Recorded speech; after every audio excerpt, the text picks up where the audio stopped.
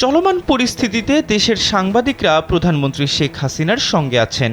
এমনকি কোটা সংস্কার আন্দোলনকে কেন্দ্র করে দেশব্যাপী নাশকতা ও নৃশংসতার ঘটনায় কোনো অপরাধীকে ছাড় না দেওয়ার দাবিও জানান তারা।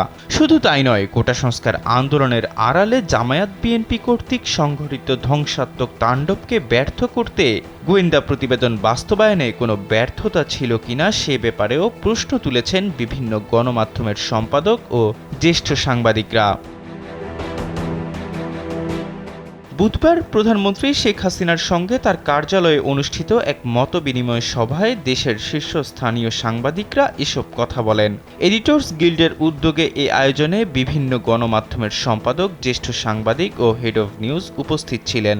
নগদের কাছে সব গ্রাহকই প্রিয়, তাই তো সারা দেশে ক্যাশ আউট চার্জ সবচেয়ে কম।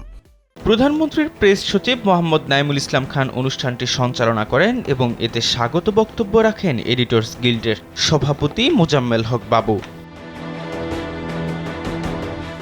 এ সময় সাংবাদিকরা বলেন তারা শেখ হাসিনার সঙ্গে আছেন এবং তার জন্য প্রয়োজনীয় যে কোনো কিছু করতে প্রস্তুত।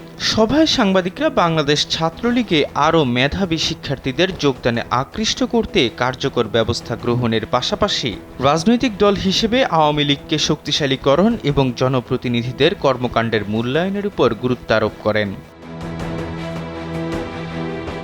নিজেদের কর্মকাণ্ডের জন্য আত্মসমালোচনা করার পরামর্শ দিয়ে ডিবিসি সম্পাদক জাহিদুল আহসান পিন্টু বলেন, গত ১৫ বছর ক্ষমতায় থাকা আওয়ামী লীগের অফিস রক্ষায় কেন সেনাবাহিনী বা আইনশৃঙ্খলা রক্ষাকারী বাহিনীর প্রয়োজন পড়েছিল।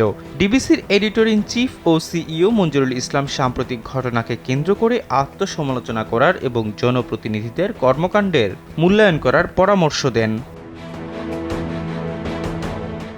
ভোরের কাগজের সম্পাদক ও জাতীয় প্রেস ক্লাবের সাধারণ সম্পাদক শ্যামল দত্ত আওয়ামী লীগকে রাজনৈতিক দল হিসেবে শক্তিশালী করার প্রয়োজনীয়তার উপর গুরুত্ব আরোপ করে বলেন, বিএনপি জামায়াতের এই বিপর্যয় ও নৃশংসতায় দলের দুর্বলতা দেখা দিয়েছে। দলের রদবদলের পাশাপাশি জনপ্রতিনিধিদের ভূমিকা ও তদারকির পরামর্শ দেন এই জ্যেষ্ঠ সাংবাদিক। বাংলাদেশ প্রতিদিনের সম্পাদক নঈম নিজাম এই নাশকতামূলক কর্মকাণ্ডের সঙ্গে জড়িতদের খুঁজে বের করে আইনি প্রক্রিয়ার মাধ্যমে শাস্তির আওতায় আনার উপর জোর দেন।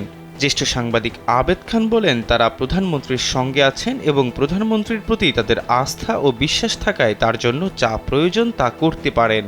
জাতীয় প্রেস ক্লাবের সভাপতি ফরিদা ইয়াসমিন বলেন, সাম্প্রতিক এই ঘটনায় আন্তর্জাতিক মিডিয়ার ভূমিকা পর্যবেক্ষণ করার সময় এসেছে, কারণ তারা এখন বাংলাদেশের বিরুদ্ধে অপপ্রচারের যন্ত্র হিসেবে আবির্ভূত হয়েছে। এহসান আব্দুল্লাহ, কালবেলা ডেস্ক।